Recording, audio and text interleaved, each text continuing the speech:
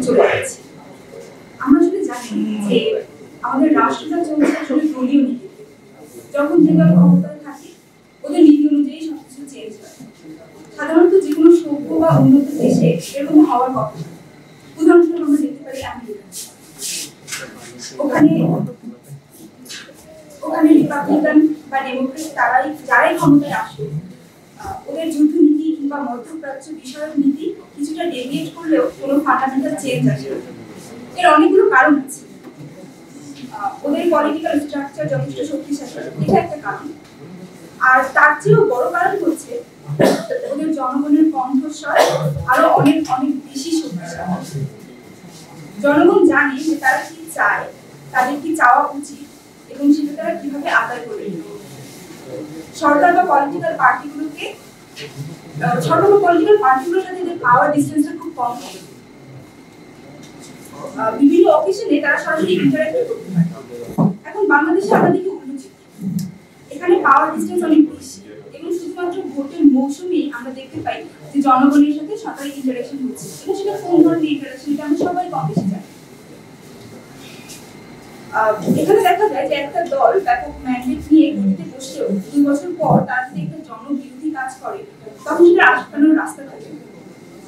ফলে জনগণের ভয়ে সরকারের কাছে পৌঁছানোর একটাই লাঠিসোঁটা নিয়ে রাজপথে নেমে পড়ে। আমাদের প্রিয় স্লোগান হচ্ছে লড়াই লড়াই লড়াই চাই, লড়াই করে বাঁচতে চাই। অথচ রাষ্ট্র এটা বোঝে না যে লড়াই করে রক্ত ঝরানোটা সর্বশেষ ক্ষমতা। আজকের প্রজন্ম রক্তের আগে ঘাম এবং শ্রম দিয়ে ভাগ্য বদলাতে চায়। এই যে একটা বড়সড় গ্যাপ, এটা ব্রিজ করার দায়িত্ব হচ্ছে বিভিন্ন নাগরিক সংগঠন কিংবা সিভিল সোসাইটি। দুর্ভাগ্যজনকভাবে বাংলাদেশের সিভিল সোসাইটির গত 15 বছরে আমরা দেখেছি যে এই সিভিল সোসাইটির একটা বড় অংশ চাটুকারিতায় আছে। যারা নেক নিয়ত নিয়ে এখানে আসেন তারাও আসলে নিজস্ব বাবল ভেঙে বাইরে তাকাতে পারে। দেখা যায় একজন বড় মাপের বুদ্ধিজীবী হয়তো বক্তৃতা করছেন, অথচ তার ভাষার সাথে জনগণের আশা আকাঙ্ক্ষার সম্পর্ক নেই বললেই চলে। তো এই সমস্যার সমাধানের চিন্তা থেকেই আমরা ভাবলাম আমরা এমন একটা নাগরিক সংগঠন বা সিভিল সোসাইটি তৈরির উদ্যোগ নিই যারা এই এলিট ইকো চেম্বারে আবদ্ধ থাকবেন, বরং জনমানুষের সত্যিকারের প্রতিনিধি হয়ে উঠবে, তাদের ভয়েসকে অ্যাম্প্লিফাই করবে, তাদের চাওয়াকে এম্পাওয়ার করবে। আইডিয়াটা আমাদের কাছে বেশ গুরুত্বপূর্ণ মনে হয় এবং এটা নিয়ে আমরা চিন্তা ভাবনা করতে বসে। তখন আমাদের কাছে আরেকটা জরুরি জিনিস ধরা পড়ে, সেটা হচ্ছে সিভিল সোসাইটিতে তরুণ প্রজন্মের অংশগ্রহণ একেবারেই সীমিত। অথচ বাংলাদেশের তরুণরা গণ আন্দোলন থেকে শুরু করে বুদ্ধিভিত্তিক চর্চা সবকিছুতেই কিন্তু নিজেদের কৃতিত্বের সাক্ষ্য রেখেছে এবং নিশ্চিতভাবেই পূর্ববর্তী প্রজন্মকে ছাড়িয়ে যাওয়ার পটেনশিয়াল তাদের আছে।